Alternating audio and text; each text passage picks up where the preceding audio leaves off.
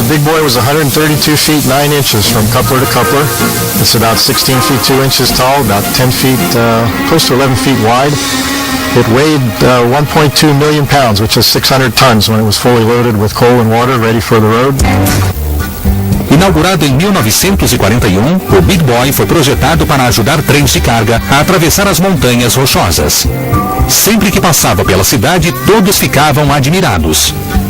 The ground would literally shake when a Big Boy rolled by, so they were very impressive machines to watch. Projetado e fabricado pela Companhia Ferroviária Schenectady de Nova York, o Big Boy lançou vários desafios para os engenheiros. Devido ao seu tamanho e 16 rodas presas a uma estrutura rígida, seria impossível se manter nos trilhos em uma curva por falta de flexibilidade. Para resolver a questão, foi decidido fazer uma locomotiva articulada com 2 vagões conectados por uma dobradiça de pino. Ambos seriam movidos pela mesma caldeira.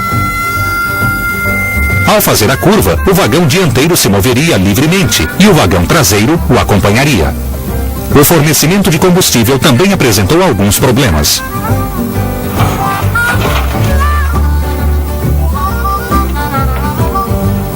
The tender of the Big Boy was designed to hold 28 tons of coal and 24,000 gallons of water, and obviously a locomotive that big burned an enormous amount of coal and water in a trip up the mountains pulling a heavy train. Typically it would burn about 8 to 10 tons of coal in an hour and go through about 8 to 10,000 gallons of water in an hour. Shoveling 8 to 10 tons of coal an hour was more than any human could do, so there's a mechanical stoker in the engine. It's actually an Archimedes screw, and the screw is driven by a little small 2-cylinder steam engine that sits in the tender, and the fireman controls the speed of that screw, and that pushes the coal into the firebox. A fornalha também tinha proporções épicas.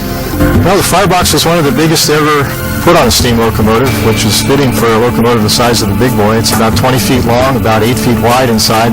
There was literally an inferno inside a Big Boy firebox.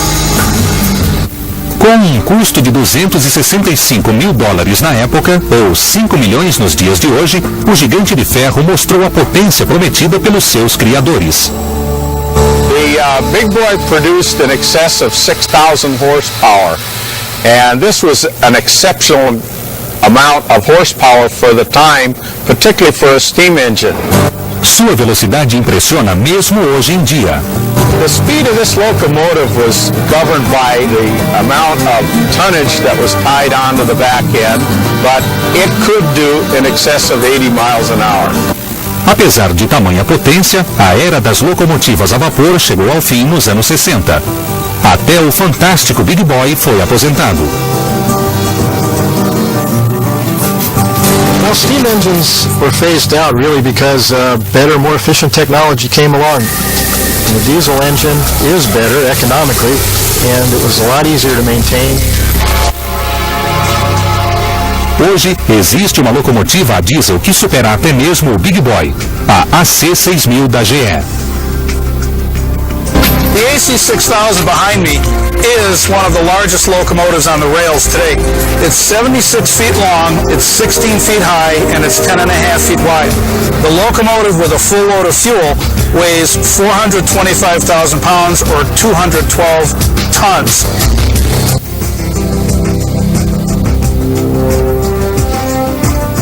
Esta maravilha de 2 milhões está muito à frente do Big Boy em termos de tecnologia. The AC6000 is powered by one large 16-cylinder diesel engine. The diesel engine produces 6,000 horsepower for traction. That's power that goes down to the rails. Tudo nesta máquina é colossal. To put things in perspective, I've got 2 different pistons for you to look at. This is a piston out of a modern Class 8 over-the-road truck engine, the kind you'd see racing down the interstate highway. This piston will produce 112 horsepower in that engine. By comparison, this is a piston out of the GE AC6000 engine. This piston in that engine will produce 375 horsepower. Embora chamada de locomotiva a diesel, o motor é uma combinação de combustíveis. Most people don't understand that a diesel locomotive is actually a diesel-electric locomotive. The diesel engine produces horsepower, and it drives an alternator which produces electrical energy. That electrical energy is then controlled and fed down to 6 traction motors, one on each axle, and that's where the pulling power actually is produced. A locomotiva utiliza motores de tração de corrente alternada, algo bastante eficaz na redução do deslizamento das rodas. Este fenômeno deve ser evitado, uma vez que compromete a velocidade e potência do trem. Utilizando motores separados em cada eixo e monitorando-os através de um sistema de controle, os designers conseguiram melhorar significativamente a tração do trem, um dos ingredientes do sucesso deste gigante dos trilhos. So each of the 6 axles on the AC6000 is controlled individually from the other 5. In that manner, when one wheel has a tendency to slip, it can be controlled and the other 5 axles can pick up some of the load temporarily until the locomotive passes across that slippery section of track.